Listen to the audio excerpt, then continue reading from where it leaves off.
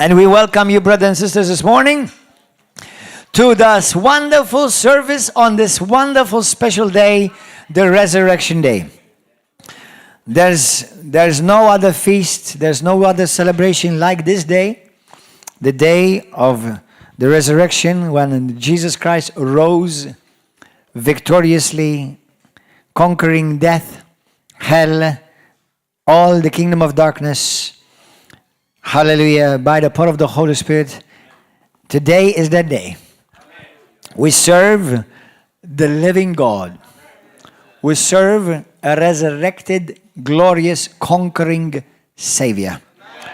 Our God is not dead. Hallelujah. Amen. Praise God. Let's get ready to receive the Word of God. Say this with me. Say, Father God, speak to me this morning. Thank you for this wonderful day. And I thank you that you have called me to be your own. Today I'm ready to receive your word. And I believe that I will never be the same again. Holy Spirit, grant me this morning revelation of your holy word. And let your word change me, heal me, transform me, revive me, quicken within me everything that needs to be quickened in Jesus' mighty name. I believe and I receive, and I will never be the same again. In Jesus' name, amen. Amen. Go to the book of John. Today I was asking myself and in the Lord really, what should I speak about? You know, there are certain things that every year they need to be reminded of. And on this day, on the Passover, Good Friday, Christmas season, those are things that while we celebrate these days, but those are also times when we remember and remind ourselves why we are Christians and what the Lord has done for us. Don't ever feel like, well, I already know this. Listen, this is not a book that you read it once and that's it. You move on to the next one. The Bible says that we ought to be reminded on a regular basis of what Jesus did for us. Like the communion. That's why Jesus tells us, do this to remember me. Now, as sad and silly in a sense also as it sounds, but if we do not do these things, we will forget. We'll forget. I don't know why, but it seems like part of the fallen nature of humanity that unless you remind people, we forget. What has Jesus really done? Why are we celebrating, Resurrection Sunday? By the way, for all of you Christians, we don't celebrate Easter. Jesus don't celebrate Easter. Now, don't worry about it. You're not going to go to hell if you say Happy Easter. But for all of you who would like to be more informed and more transformed and well-taught, we don't celebrate Easter. Easter has nothing to do with Jesus Christ.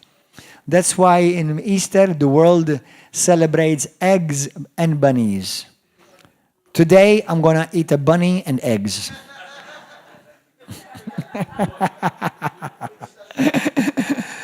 We don't celebrate bunny and eggs. We celebrate Jesus Christ, our Lord and Savior.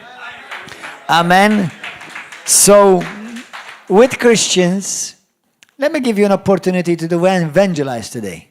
Because when you see the Bible and you see that after the resurrection of Jesus Christ and the disciples saw him resurrected, the Bible speaking in different places, how they went and told others. Today, it's your duty that you tell somebody. Now, don't say, well, we're in Malta, everybody knows. You'll be surprised what they don't know. Okay?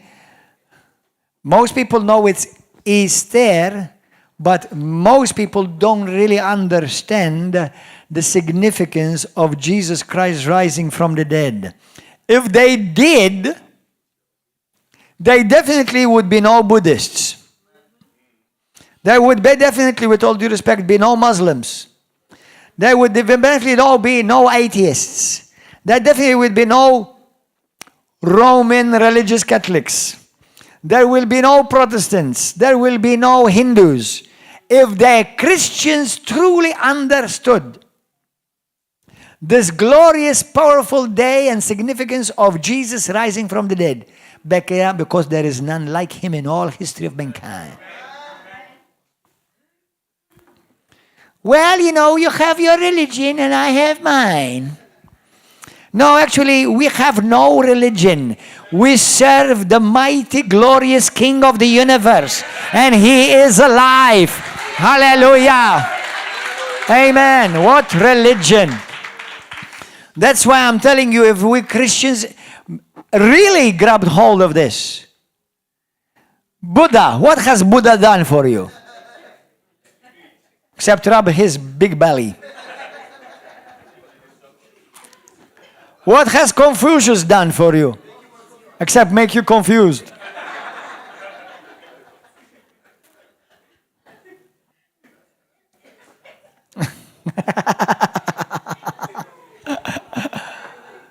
What has all the other prophets done for you? For that means, actually, also. With all due respect, what has Muhammad done for you? Nothing. What has Jesus done for you? Everything! Hallelujah! Amen! Amen? Hallelujah! That's why there is no day like this day. There's no celebration like this day. Don't assume today when you go out and say, well, they already know. No, they don't know. Majority of people have no clue. Amen? So go to the book of John, chapter 20. Say, Holy Spirit, speak to me. Quicken me this day. Hallelujah. By the power of your Holy Spirit. We serve a glorious Savior. Let me give you a proof that Jesus Christ is alive. I speak to him every day.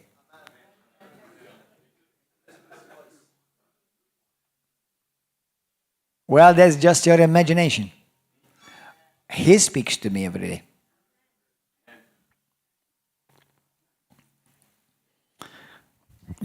A miracle settles the issue that Jesus Christ is alive.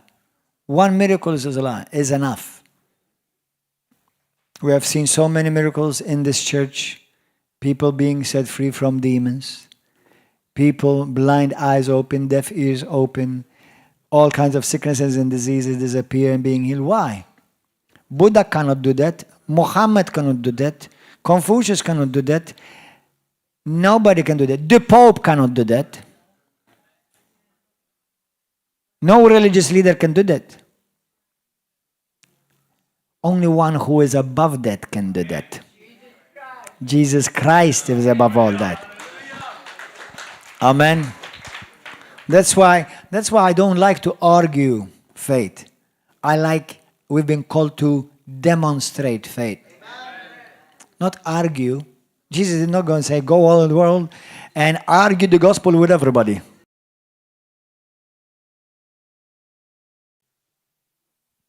Hallelujah. Thank you, Lord. So, John chapter 20, let's read from verse 1, because this is the day that Jesus Christ, now on the first day of the week, Mary Magdalene went to the tomb early, while it was still dark. And and saw that the stone had been taken away from the tomb. Then she ran and came to Simon Peter and to the other disciple whom Jesus loved, and said to them, they have taken away the Lord out of the tomb, and we do not know where they have laid him. So Mary went and found the tomb empty, and Jesus Christ was not there. I want to remind you that Jesus Christ, apart from he was so severely beaten, shedding all his blood, and wrapped tightly in linen,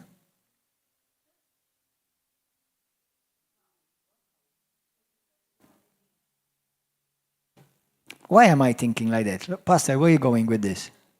Let me tell you where I'm going with this. Because this week I heard a fool speaking on national TV. And he said, you know, we have no proof that Jesus Christ was even really dead.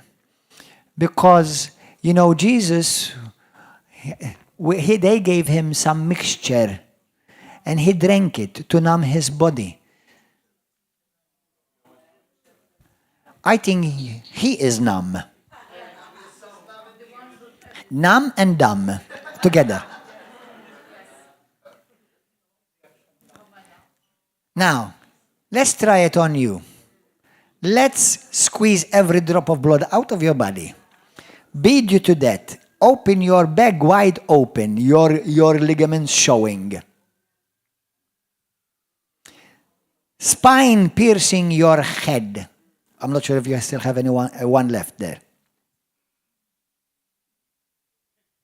Lance pierce your heart. Okay? Being mocked, ridiculed for almost 3 nights. Because maybe 2 or so, or something like that. Because when the soldiers took him, they didn't take him to the hotel room. Here, just wait until your execution. You know, just, would you like some TV? Would you like some coffee? No, they were beating him, mocking him, pulling their beard. You and I, even if we hit a little finger, we go and run to the hospital. We take a leave off for sick day because I hit my little toe. Now, what kind of foolishness these fools come up with? Oh, Pastor, don't call anyone fool. It's a sin. Jesus called these people fools. God Almighty called these people fools. But you're not God. You're right. Even Paul the Apostle called them fools.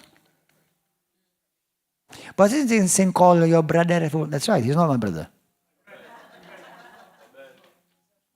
Now, if I call any one of you fool, I would be doing something wrong. And I would need to repent. But the Bible says, the fool has said in his heart, there is no God. And thinking they are wise, they became fools. Romans 1:22.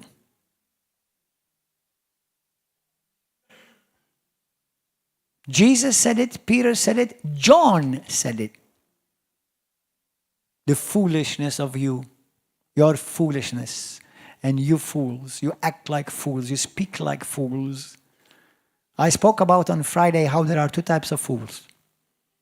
You and I to the world are called fools.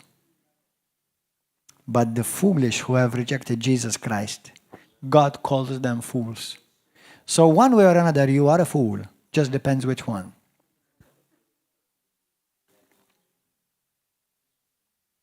Amen? Now, we've all, like Paul says, we've all been foolish as well. We've all been fools, but God's mercy shone upon us and softened our hearts and our eyes were opened. Amen? Hallelujah. Yes, Jesus was butchered, people. He didn't just have a scratch. And let me tell you another revelation. If you read carefully your Gospels, the mixtures that they mixed, there's some people say mixed, which was actually, there's a name in the Bible, what they call the mixtures that they put with the sponge. Vinegar. The Bible says very clearly, Jesus did not drink it. They gave it to him, but the Bible says clearly he did not drink it. So nobody said, but I think it's the vinegar that numbed him. What kind of an idiot do I have to speak with? You see, I will not waste a minute with that. Because your intention is not learning, is criticizing something which you know nothing about. And you have no intention of wanting to know.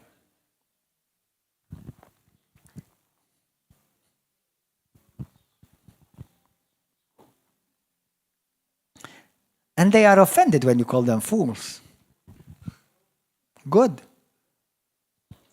Let them be offended. How many of you are better than Jesus? Did Jesus' truth offend people? To those who did not like the truth. But to some, it was their salvation.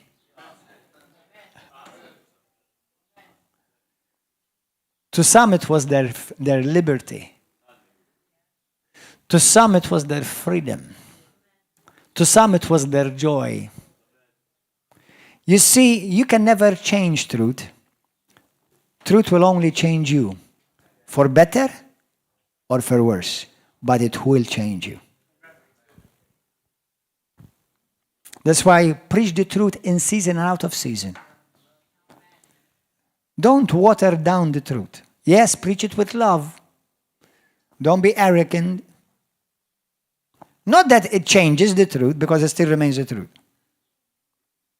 But so that you can ease them into the kingdom if their hearts is inclined toward the truth. Because sometimes I've had the truth preached to me, not always with niceness. Some people, before I was saved, preached the truth with me with very stern warnings. And I did not like it. But I could not deny it. Because whom you love, you don't judge, but you warn.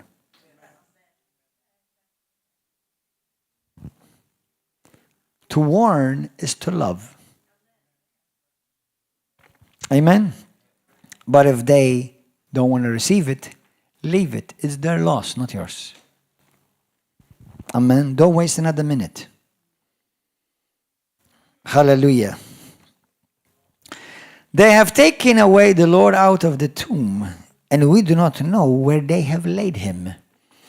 After, therefore, Peter went out and the other disciples, and were going to the tomb. So they both ran together, and the other disciple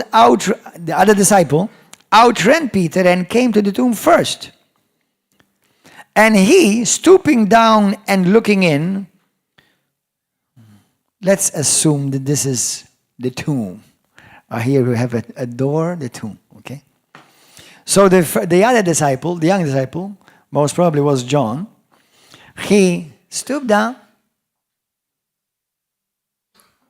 okay? And he looked in, saw the linen clothes lying there, yet he did not go in. This is such a powerful revelation for me. And I pray that the Holy Spirit will give it to you too. Let me continue to read. I'll tell you in a moment what the Lord spoke to me about this. Then Peter came, following him, and went into the tomb. He went into the tomb. So the first one, he stayed outside and just looked around. The second one, entered now, inside. And he saw the linen cloth lying there, and the handkerchief that had been around his head, not lying with the linen clothes, but folded together in a place by itself. Now, historians say, because why would Jesus bother with folding the cloth? You see, when it was the custom that when you are at a table or whether you fold the cloth, you go and you come back. Because there's more to come. There's more to come. Folded together in a place by itself. Then the other disciple, who came to the tomb first, went in also. So now both of them went in. And he saw and believed. For as yet they did not know the scripture that he must rise again from the dead. Then the disciples went away again to their own homes. Verse 11, but Mary stood outside by the tomb weeping. And as she wept, she stooped down and looked into the tomb. And she saw two angels in white sitting, one at the head and the other at the feet, where the body of Jesus had lain. And they said to her, "Woman, why are you weeping?" Now let me stop there before I go on, before I go to verse 13. We have two disciples before Mary. One, he stoops in, he takes a look, he's satisfied. Okay, he's not here. The other one, he walks in, he goes and look, and then the other one joins him. And then we have the third one, Mary. Now, let me tell you what I think. I think this represents the churches today. You have churches where they just go in, beep, and they leave again. And everything is business as usual. The other type is those who may go in and participate a little bit. But now we're going to go home. It's time for a restaurant. Wasn't that a lovely service? That's it. But then we have the third kind of people. Now listen. For those of you who know the rest of the story, let's read it. These are the third kind of Christians. This is, let's pray and believe that this is us. Because they have taken away my Lord, and let me tell you something. Did you notice? She called him my Lord, not the Lord. Mine. My Jesus, my Savior. Lord, there is none like you. She said to them, because they have taken away my Lord, and I do not know where they have laid him. Now when she had said this, she turned around and saw Jesus standing there, and did not know that it was Jesus. Jesus said to her, "Woman, why are you weeping? Whom are you seeking?"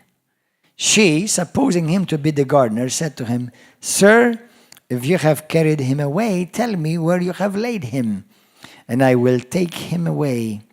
Jesus said to her, "Mary." She turned and said to him, "Rabboni," teacher.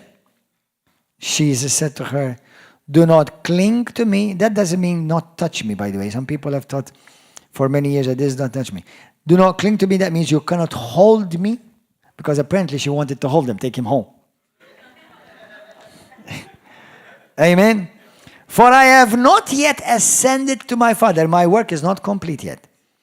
But go to my brethren and say to them, I am ascending to my Father and to your Father, to my God and to your God. And Mary Magdalene came and told the disciples that she had seen the Lord, and that he had spoken to her these things. This third group of people, they are the people that hunger for Jesus. The first group are those who go to church, as they say in Maltese, b'xeħ il-suwa. So they go empty and they leave empty. For those of you in English, what it means, it means to, I've served my religious crutch on this, now I'm going home, now I'm back. The second, get it over with. I'm going to church, so let's get it over with, and then we'll do what we need to do. Yeah, because it's late, we have to go shopping, we have to do this. That's a big chunk of the church around over the world. The second type is that they may go to church, or they go and look for Jesus. They may take something, but they have not allowed the presence of God. They have not opened their hearts enough to bask in the presence of God and hunger for God. They may have participated a little bit, but still no change in their lives.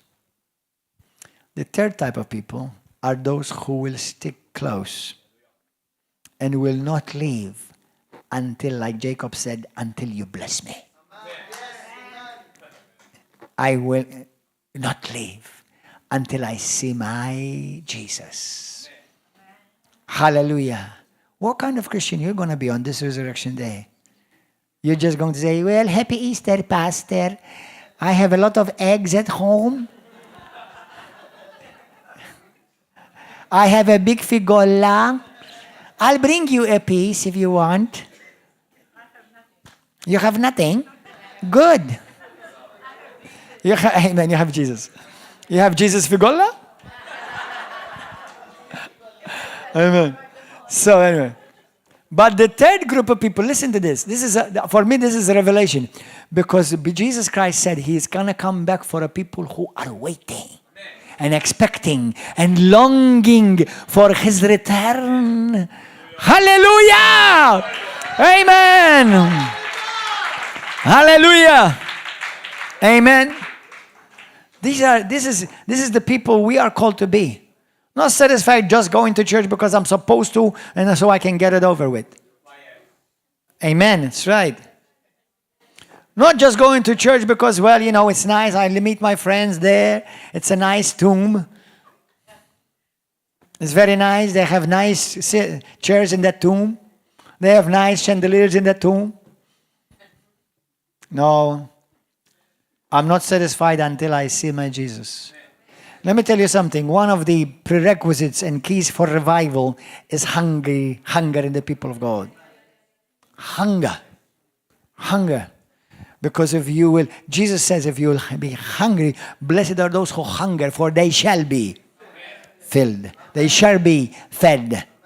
And if you're not hungry, even if I give you the best buffet in the town, you still won't eat.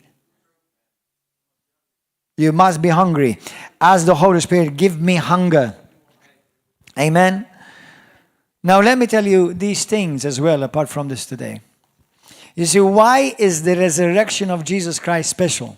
You see, some have argued, say, but what's the big deal about Jesus rising from the dead? Hasn't others even before him risen from the dead? Have you ever heard that argument? There were other people who rose from the dead. As a matter of fact, even Jesus Christ himself rose other people from the dead. Amen? Hallelujah. So what's the big deal about Jesus rising from the dead? Number one, everyone who's ever risen from the dead before or after Jesus, they died again. They died again. But number two, Jesus Christ, when he rose from the dead, listen carefully. Number one, from what kind of death did he rise? Jesus Christ did not just rise from the dead that was only held by a tombstone. He rose from the dead that was held by hell, by demons. Now, some Christians get nervous about this. I understand. Because they think that, man, this is hard to understand. But it ain't that hard. We know, remember the Bible says, when Adam sinned, he died, right? So anyone who has ever sinned in this world, we die. Now, Jesus never sinned because he was a sinner, but Jesus died as one who sinned. Because the Bible said that he became sin. He didn't become a sinner, but became sin. So the death that Jesus Christ went through temporarily was not just his body was butchered and cut apart and opened physically, but his spirit and soul. Now I know some people might find it controversial, this. But if we truly were going to believe the Bible, God says, 2 Corinthians 5:21, God made him, Jesus, who knew no sin, to become sin on our behalf. Let me tell you something. In the book of Ephesians, chapter 5, verse 8 through 11, the Bible says you were sin. You and I were sin. We were not just sinners, we were sin in nature. You see, if you and I had never sinned, we would still be sinners. Which is obviously nobody qualifies. We've all sinned. But Jesus never sinned and died as one who sinned. because he became sin. He became sin. You see, in order for you to understand even more this, you have to realize that Jesus became everything we were. Sin, death, darkness, sickness, disease, everything. So that once he conquered death and rose from the dead, we would become everything he is. It's called this glorious substitution. He became everything we were in order to make us everything he was. That's why we are blessed, not we have a blessing. That's why we are saved, not we have only salvation. That's why we are righteous, not we just have righteousness. Bible says this is what we are. And when you read what the Bible says what we are, you find out it's all that Jesus is. The Bible says we are the righteousness of God in Christ Jesus, 2 Corinthians 5:17. The Bible says we are holy, we are righteous, we are without spot, we are without blemish in our spirit. Ephesians 4 verse 24.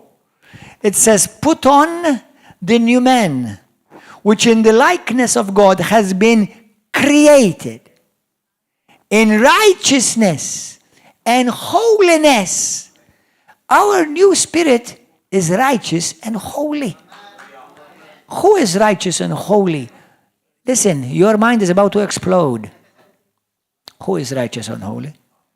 Who is righteous and holy? Who is righteous and holy? Not only, but who is righteous and holy? God Almighty.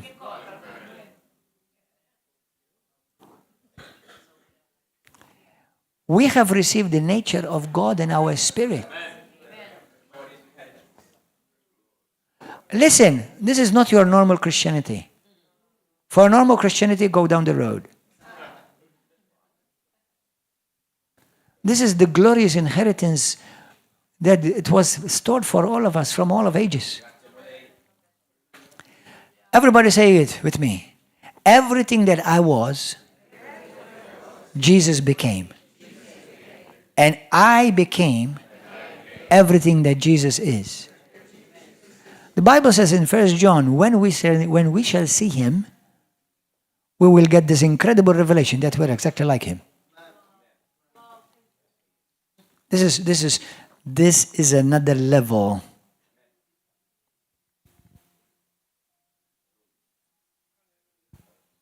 When we shall see him, we shall be like him. It doesn't say we will become like him. We are already like him. What's hindering us is this flesh, which one day also will be resurrected. That's why in the resurrection of Jesus, Jesus did not just rise from the tomb. He rose from the pits where the dead were. Now, I'm not going to argue whether you want to believe it or not. It's up to you. It's not a big difference. Don't make this some crusade. But if you have to understand, if you want to understand by revelation, you have to understand that Jesus took your place. How far did he take my place? When Jesus shouted on the cross, "It is finished," it is paid in full. In full. You see, we lost our position with God, spirit, soul, and body. But Jesus reversed it all so that we will regain our position with God, spirit, soul, and body. That's why Paul says in Hebrews chapter 2, and this scripture has put the fear of God over me many times. How shall we escape if we neglect such a great salvation? Our salvation is not just the forgiveness of sins, baby. The forgiveness of sins was already available in the Old Testament.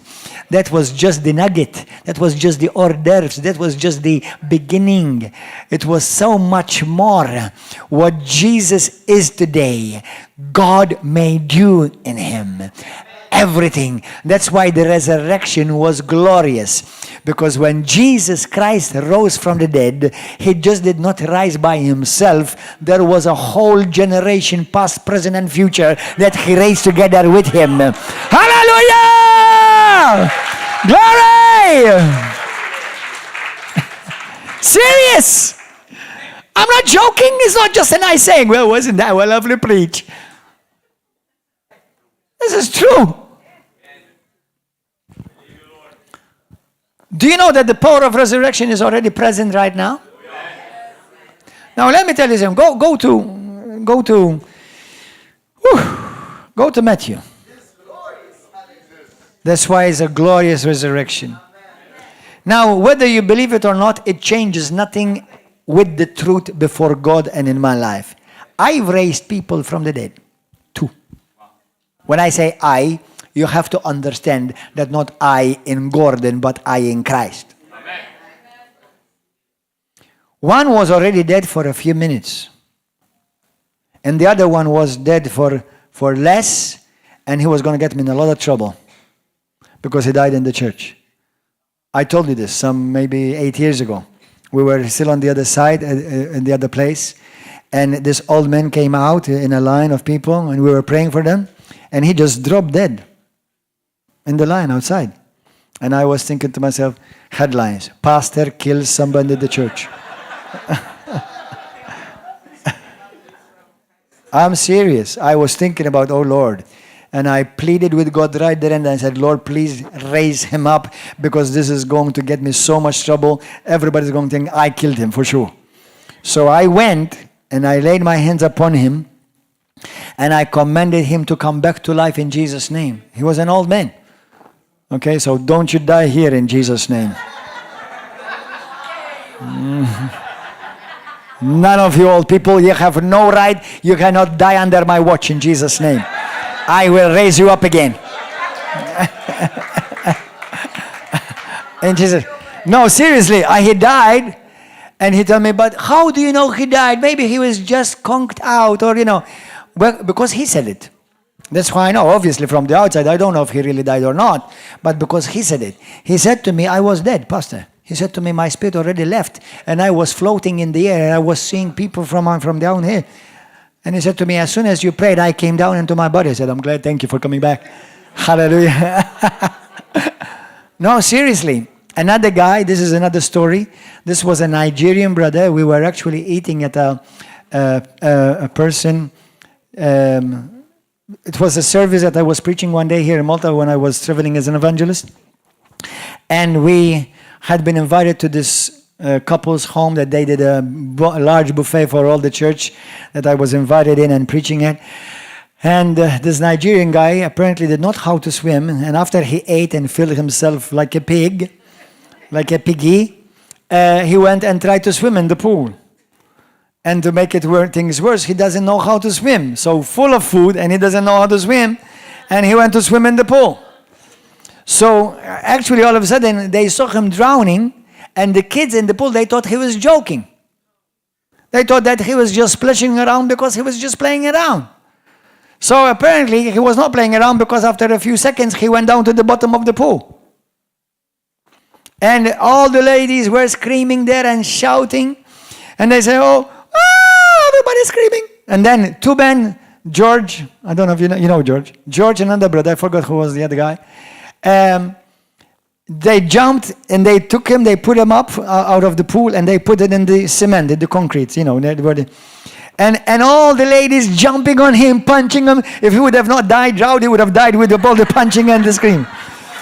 And it's like, and it's the first time I kissed a Nigerian guy on his lips. Hallelujah, I didn't realize how soft they were.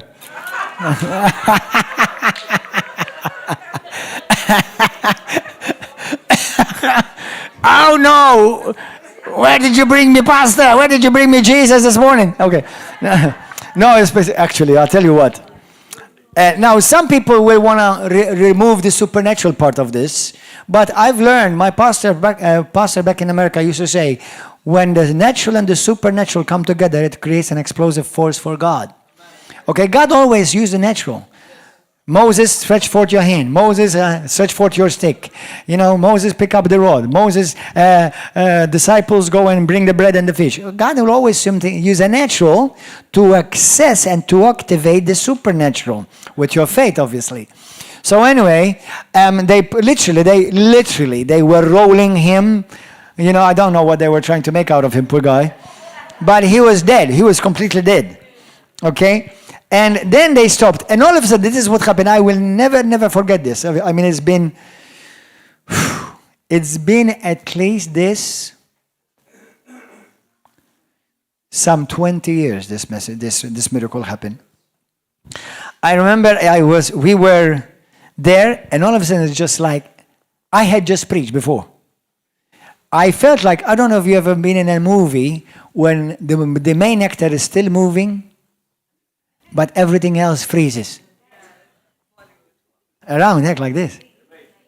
So I felt like these few seconds, everything froze around me. It's true. I never had this experience before or after again. And I moved. I went on top of him. I laid my hands upon him. Now, I'll be honest with you. I gave him a kiss of life, I also. But he'd already been dead for about 5 minutes. He's already been dead. No pulse, no heartbeat, nothing. So I gave him the kiss of life, and apparently I'm a good kisser. I don't know. No, I'm just kidding. Nah, that's a joke. That's a dumb joke. Okay.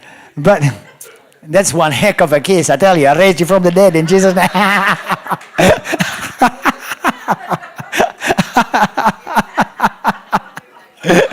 Hallelujah. I'm taking applications. Anybody? No, I'm just...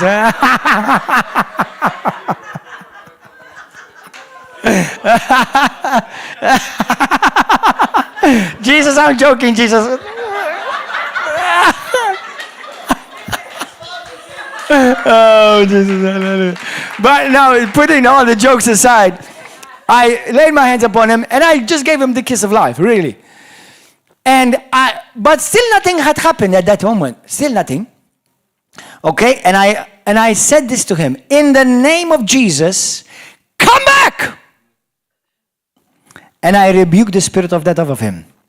So on the floor, all of a sudden, it's like, he came, he was like, okay? And also, imagine this is on the floor. Where am I? Where am I? Where am I? It was like that. He was terrified, actually. In the meantime, while all of this hustle and bustle is going on, the ambulance came and they picked him and took him to the hospital.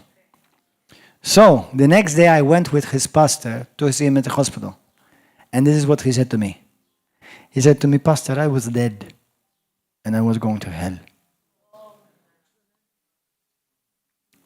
And he was a Christian fornicating with his girlfriend. He said to me, I was going down so fast to darkness. He said to me, but all of a sudden, I hear a voice. In the name of Jesus, come back. And he said to me, this huge hand grabbed me like this and put me in the body. And I came. Those are two people I've seen from the dead. Do you know why we can do that? Because Jesus said, go and raise the dead. By whose power? By the resurrection power of Jesus Christ.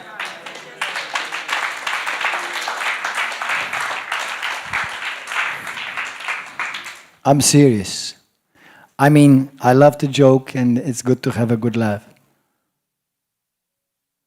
But let me tell you something. What kiss of life can raise you up from the dead if you're on your way to hell?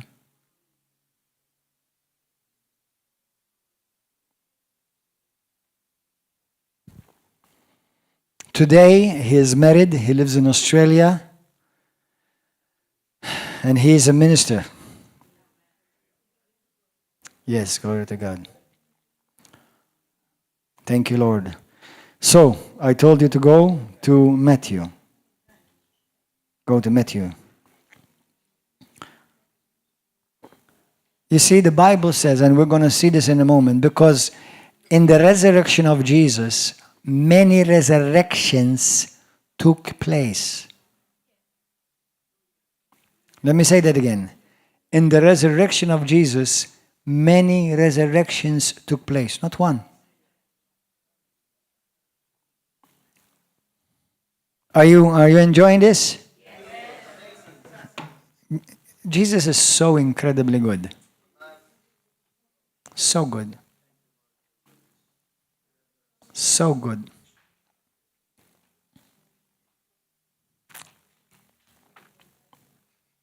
Hallelujah. Matthew 27, verse 51. Now listen to this. Then, behold, the veil of the temple was torn in two from top to bottom, and the earth quaked, and the rocks were split, and the graves were opened. Yesterday I was watching a documentary of what kind of graves there used to be in first century Judea. There were three types. There were ones where you practically, it's like you enter in this small room and there were graves around the temple, and the graves were long cubicles. That means a cubicle would be that way. So they would slide the body this way. And or wrapped, Or wrapped. Imagine if you truly came alive, you can't move because you're like this. Like a mummy. There were graves like that, and a stone that was cut exactly the same size of the door, pushed to the side. How can you push it? You can't. Then there were other graves, similar to what we have today, in Malta and other countries, where they were dug down. They put the body down 6 feet, and then they put a slab, either a concrete or a big rock slab, on top of it, and then they put about 6 feet, dirt on top of it. So it's not something on the surface that you just lift up the lid and, hello, you're okay? No, it's not like. So like big. And the other kind of tomb, which they believe Jesus Christ was buried in, which was also similar to the first one. It was cut in rock, but the difference with this one is that, like we have them in Medina dungeons, they were like a shelf with an arch. And they laid the bodies right there like that, okay, on top of this shelving with an arch. They laid them there, but then they sealed that whole room with one huge roll stone. And the stone had to be big, and it had to be pushed by several men, because nobody can break into it very easily. Imagine all these kind of tombs empty. I mean, they empty up. I mean, to be raised from under the dirt of 6 feet with a big stone on top of you, plus you being put like a cigar or what, I don't know what, in the wall, and then a big stone sealed behind you, or that type of other tomb that Jesus Christ was buried in. And the Bible says, look at this, and the graves were opened. Do you know how scary that must have been? There was a huge earthquake. The rocks were split. The temple was split. The Holy of Holies were split. The 4 inches curtain was split from top to bottom. Only God could do this. Hallelujah. Amen. And the many bodies of the saints who had fallen asleep were raised. And coming out of the graves after, did you notice that it says bodies were raised, not souls were raised? Can you imagine? Those of you who had loved ones that passed away, all of a sudden, they don't just appear to you in a vision. You see them in their body. I think they come alive, you'll die.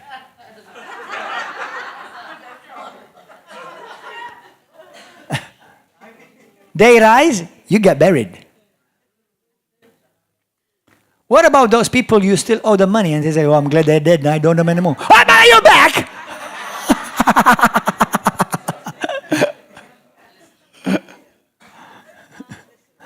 What about the ex? He comes back for you. Or your ex, she comes back for you. No, I'm joking. But listen, coming out of the graves after his resurrection. Brothers and sisters, one day I would love to see this in heaven.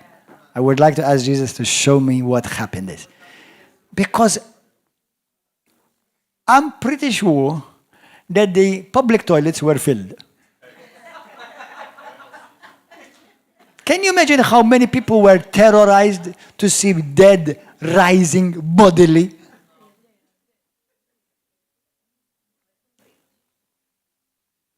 Do you understand what a long pee that would have been? To see dead bodies, not souls or spirits, bodies. In their bodies they were raised. The tombs, they heard them, imagine thousands of tombs, heard them open. That must have been one scary day. One glorious day. So Jesus, on his resurrection, he raised all the saints of the Old Testament when he was raised. Now the Bible says about that in Revelation chapter 1, for the sake of time, let's not read it. For the sake of, it says that he went to the place of the dead. He took the authority from death, the keys of death. And now he has the power of death. That's why nobody can kill you. Because the keys of when your date is over is in his hand. And especially if you're a child of the living God. How do I know that? Let me give you 2 examples. How many of you, I'm going to give you 3 examples. How many of you were supposed to die and today you're still alive? Lift up your hand. 1, 2, 3. Now, first testimony. You're all testifying that one day you were supposed to die, but you're still here. Another testimony. Paul was beaten, left to death, and then they found him having coffee in the cafeteria later. Didn't believe you dead? What are you doing here? He sunk 3 times in shipwrecks. We think that he only had 1 shipwreck. The Bible says that he was shipwrecked 3 times. Let me tell you something. If you can't get a sea phobia after all of that, you're never going to have a sea phobia. Why did Paul walk with such power of confidence? Because he knew, I can't die. You can do nothing. I can't die. You can't kill me. When he says, I'll go. In fact, how did he go? He said, now my time has come. My mission is complete. And I'm ready to undress this body. That's how people of God die. What about John? They tried to kill him. And then history tells us, they put him in a big cauldron of oil, boiling oil. And instead of coming out fried, he came out shining. Why? With a great moisturizer. Yes. Because at the resurrection of Jesus Christ, he gave you and I power that death has no longer any say over you. Hallelujah. Hallelujah. Thank you, Jesus. Thank you, Lord. Go to the book of Ephesians chapter 4. What a glorious Jesus we have. Whom are you going to compare our Savior with? With Buddha, with Confucius, with Muhammad, with any of the saints of the Old Testament and prophets? The Bible says they longed, listen to this, not only they longed to see the day of Jesus, but the Bible says they longed to see our day.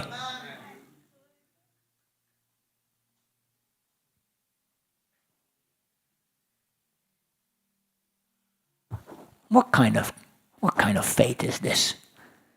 What religion are you, boys and girls? What kind of religion are you?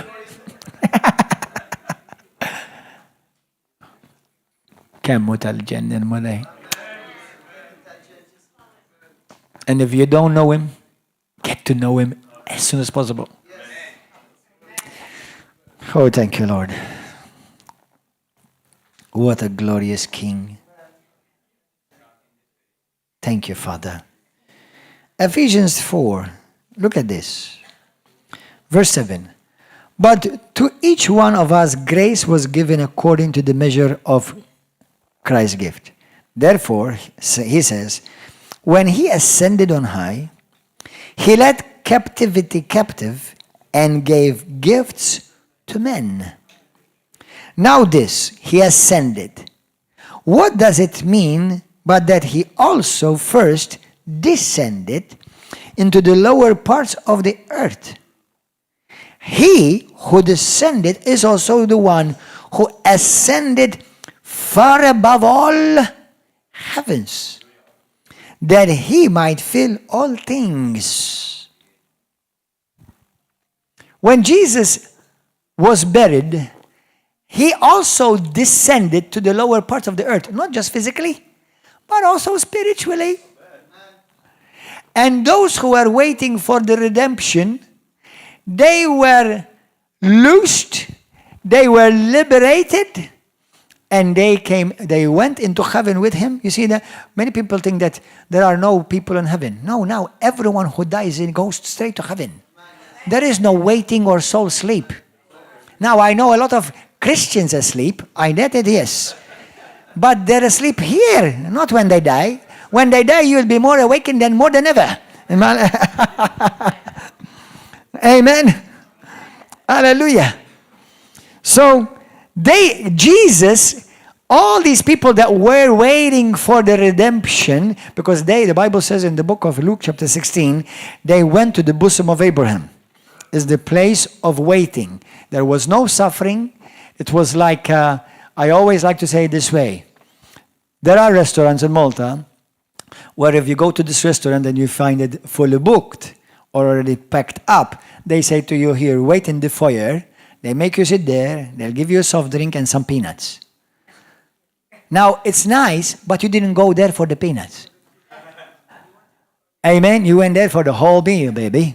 Okay? So that foyer was the bosom of Abraham. They were eating peanuts. But we're waiting for the whole restaurant to come open. Amen? So that's exactly what they were not suffering. It was still a place where they were enjoying the presence of God to some extent. To some extent. Okay? Because they could not be near God because their sins were not yet paid for or wiped away. But because they had believed in the word, in the law of Moses, because the Bible says, remember when Lazarus went to hell? Not Lazarus. Yes, not Lazarus, the rich man. He said, the rich man, he said, send one of my brothers to tell them, to warn them. Let me go and, send one of our brothers to warn them. He said, no, they have what? They have the prophets and the law. They could believe them. If they believe them, they will be saved. But that was under the old covenant. Now let me give you a mystery. There's a difference between being saved and being born again. The Old Testament saints were saved. We are born again. In the Old Testament, they were not born again. Only you and I born again. We are the only creatures that the world has ever seen that have the nature of God on the inside of us. In the Old Testament, they did not have the nature of God. They still had a fallen nature, forgiven. We are not just forgiven. We are made new. Hallelujah! Glory to God! Amen! Now look at this. Let me give you last two scriptures and then we'll come and pray. Come, praise and worship. Please, thank you. So, Philippians chapter 3.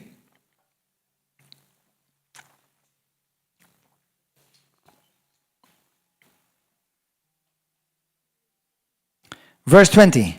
For our citizenship is in heaven, from which we also eagerly wait for the Savior. Now, our citizenship is in heaven, from which we also eagerly wait for the Savior, the Lord Jesus. Listen to this, because we have been saved, we have been born again, we have been risen, we have been raised together with Christ. We're going to see that in Ephesians chapter 2. But there's another resurrection coming. That's why the glorious resurrections. One resurrection, one man, changed the history of all eternity. Wow. Wow. And then you come and tell me that you need to pray to your patron or to your saints or to your Madonna? Oh, Father, help us.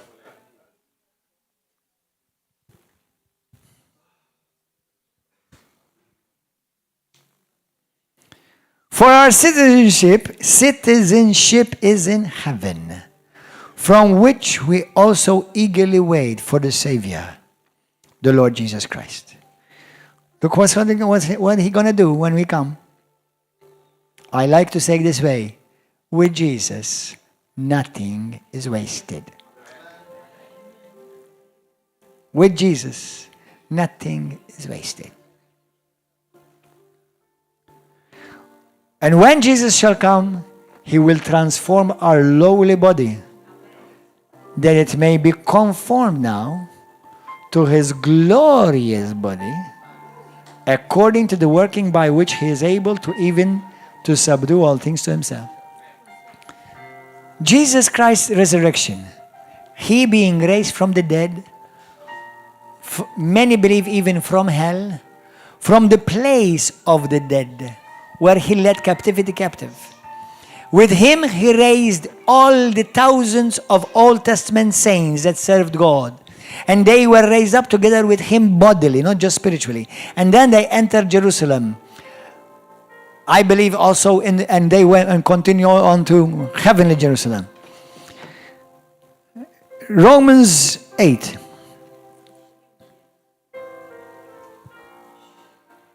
Romans 8, listen to this. 11. Many of you know the scripture. Shh. But if the spirit of Him who raised Jesus from the dead dwells in you, He who raised Christ from the dead, will also, here the Bible says, will also give life to your mortal body. But that word is the word quicken. That word quicken means resurrection. He's giving you a resurrected power inside of you. The power of His resurrection life is already abiding and working in you. Right now. That's why if me and you live with the revelation of this reality, now, you, all the ladies and men, listen to this. I know, as we get older, I know our bodies in the natural. There's a natural course and there's a supernatural course. Make sure that you use your blessed mouth to activate the supernatural course. Don't say, well, I'm old now. You know, when old people, what happens to them? You know, you want me to tell you what happens to some old people? Not all of them. They become dumb. And everything they've learned, all of a sudden they forgot. Because they keep hearing, "What? You are old now. What do you expect? I mean, now you're old." Is that what you believe? That's what you will receive. Because these redemption promises are not only from teenage years till 50 the most. Then you just expect the worst to come. I'm still in my teens. Amen. Hallelujah. So, brothers and sisters, be careful what you believe, because what you believe will become real to you. And it don't matter what I believe for you, because it's what you believe for you is going to work. So don't listen to anyone well-meaning, but full of the worldly wisdom, because the worldly wisdom is death to you. Well, son, brother, you're old now. Come on, what do you expect? It's your fault. Who told you to listen to that? I'm sorry, I can't explain this. You either got it or you not got it. You either got it or not got it. And you have to make a choice to get it. Otherwise, nobody's going to get it for you. You either got it or you ain't got it.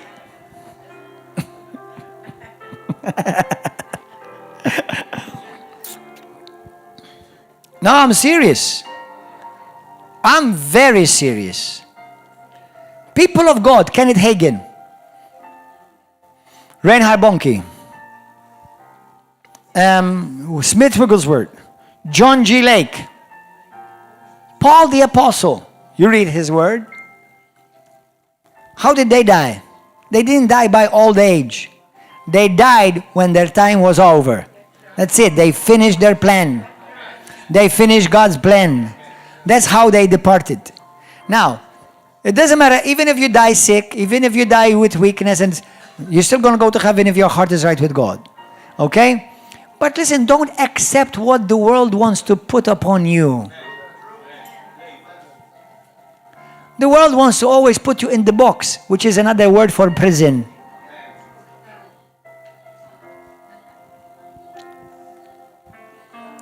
Amen? So the Bible says that the same Spirit of God which raised Jesus Christ is working in me right now, quickening. That means the resurrection power, that's what it means, is working in me right now.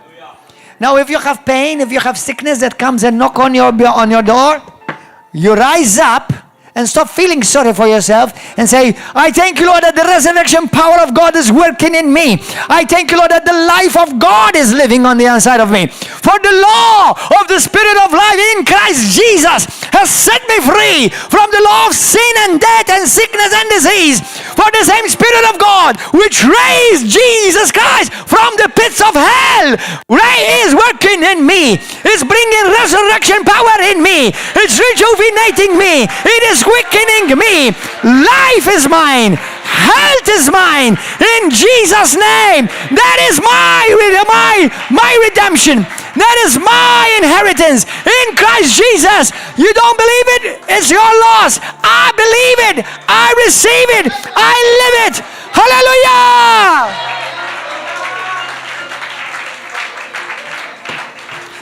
Amen. Let's all stand. Hallelujah. Some of you got just revived. You've just been quickened. Now don't die again after this service. Remain alive in Him.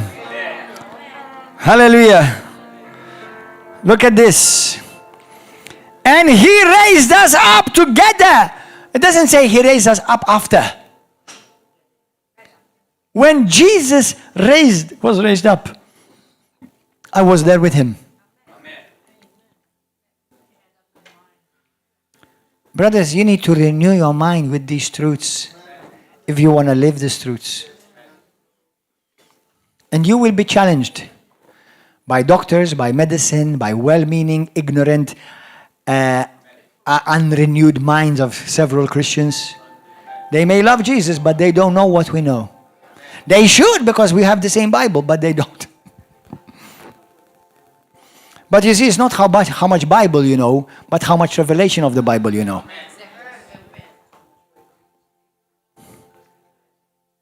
That's why I was saying to you a story just 2 days ago. We were hearing a story, watching a story. A man who his son got shot. And there are many stories like this in the world, several. Like Kenneth Hagin's story.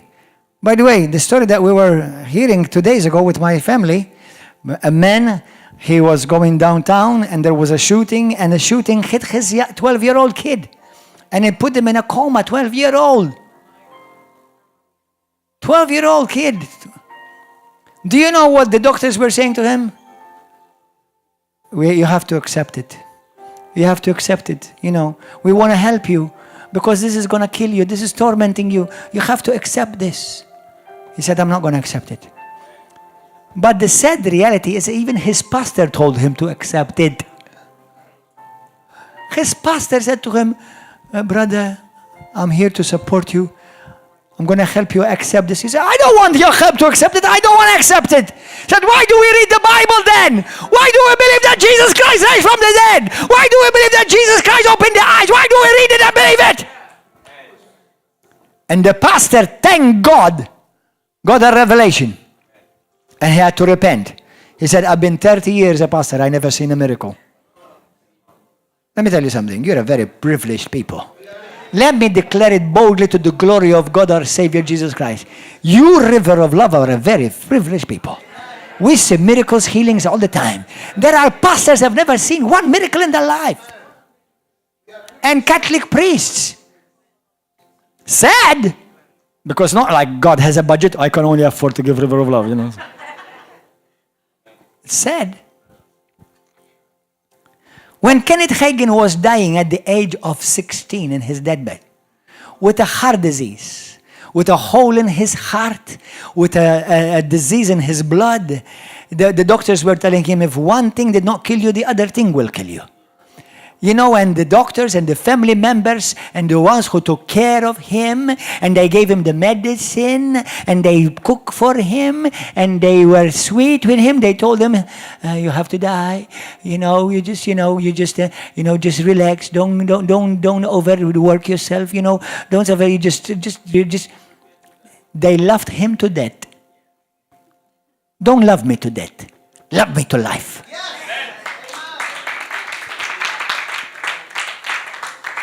And then one day even his pastor told him, he said, son, Jesus is waiting for you with arms wide open. I would have kicked him right there and then. I told him, why don't you go instead? Now, don't you want to go to heaven, pastor? Of course. When my time is come and my mission is complete. But I don't want to go to heaven I don't want to go to heaven early because the devil decided to cut my life short. The final word over my life will be that of Jesus, not of the devil, or of COVID, or medicine, or disease, or disaster. No. If I walk with God, God is bound with himself with a mighty, glorious, unchangeable covenant, sealed in his own blood. That with long life, he will satisfy me and let me behold his salvation. I will live and not die and declare the goodness of the Lord. In Jesus' name. Amen. Thank you, Jesus. Because the resurrection power of God is working in me right now. Amen. And one day, Kenneth Hagin was flipping the Bible because he was reading, and he came upon Mark 11:22-24. Because he's been hearing from his pastor, from his dead, more dead than he was. And there are many even in this land. Because he said, healing is no longer for today. God doesn't heal anymore. And the Lord said to him, son, that's why be careful what churches you go. They love, but pastor, they're so full of love. Yeah, they will love you to death. Okay? And we love you too. But there's more. Loving you is telling you the truth of the Bible. That's love.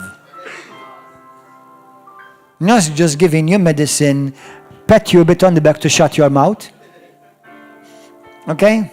So anyway, so he was flipping the pages, and he came upon Mark 11:22. Have faith in God. For truly, truly I say unto you, whosoever shall say to this mountain, be thou removed, be thou cast into the sea, and shall not doubt, but believes that whatever thing he says shall come to pass, he will have whatsoever he says. For truly I say to you, whatsoever you desire when you pray, believe that you have received it, and you will have it. And God said to him, son, although they're saying to you healing has passed away, faith has not passed away. Because if faith has passed away, then neither can you be saved. If faith has passed away, then neither can you receive anything. Because everything you receive from God is by faith. Our faith overcomes the world in Christ. Don't be apologetic about the truth. Don't be arrogant, but don't feel sorry when they don't agree with you. Tell them it's your loss, baby. Bye. That's it. It's your loss. Anybody here today want to experience the resurrection power of God because you're still dead? No, I'm not dead, Pastor. Listen, if you've never been saved, born again, you're still dead. You're still dead if you're not born again. If you've never made Jesus Christ the Lord of your life, He is the Lord of life. You're still dead. Anybody here today want to give your life to Jesus for the first time? Lift up your hand. Anybody, lift up your hand. Well, you're all saved. Hallelujah. So let's say this prayer with me. You on the YouTube, Facebook. Hallelujah.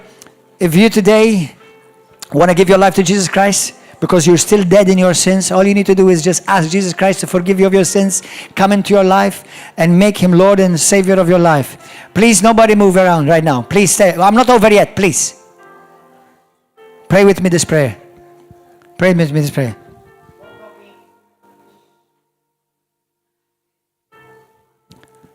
Everybody say this prayer with me. You say this prayer with me. Say, Heavenly Father, thank you for your Son, Jesus. Thank you for this glorious day of Resurrection Day. Jesus, I believe that you are the Son of the living God. You died for me on the cross. On the cross, you took my shame. You took my sin. You took my sickness, my disease, my guilt, my pain. You took it all, Lord. And I believe today that after the third day, on this blessed day, you rose again, conquering death, conquering sickness, conquering disease, conquering hell, conquering every demonic entity and principality, conquering the grave. Death, hell, and the grave has no longer any power over you. I want you in my life, Lord. Fill me with your Holy Spirit. Fill me with your power. Fill me with boldness. Fill me with your truth. Give me revelation of your truth, O King of Kings and Lord of Lords. Come into my heart. Invade my whole being. And I believe today that I'm forgiven. You took away all my sin. Today I also believe that the resurrection power of God is working in my body, rejuvenating, quickening, resurrecting my body, and every sickness and disease I command it to leave my body right now in the name of Jesus. Every curse that has ever come from generations past, every curse that ever spoken against my life, every sickness and disease, every pain, every malfunction that has ever existed in my body, I curse it right now. I command it to leave right now, because the resurrection power of my Savior, my King, the King of Kings, the Lord of Lords, Jesus, the Son of God, I am healed, I am saved, I am blessed, I'm going over, I'm the head and not the tail. I thank you, Lord, that your power is working in me right now. To you be the glory and the honor. I belong to you, Jesus. Amen. Amen. Hallelujah. Thank you, Lord. Woo. Praise God. Wow. Glorious Resurrection Sunday. Can I share with you a secret? Don't tell anyone. Everything was by inspiration. Because I was so tired yesterday, I had no time to prepare anything. It was all Jesus. Hallelujah. Now I must also tell you that when you live prepared, you don't need to get prepared. When you live always in the Word, all you need to do is just a little bit of squeeze and the Word will come out of you. Hallelujah. God bless you, brothers and sisters. Come and see us next week, Wednesday, 7 p.m., Saturday, 7 p.m., Sunday morning at 10 a.m., and come the week after for the Holy Spirit Conference. Register online. Holy Spirit Conference 2024 in Malta. Go to riveroflovemalta.org. God bless you. Happy Resurrection Sunday. Hallelujah.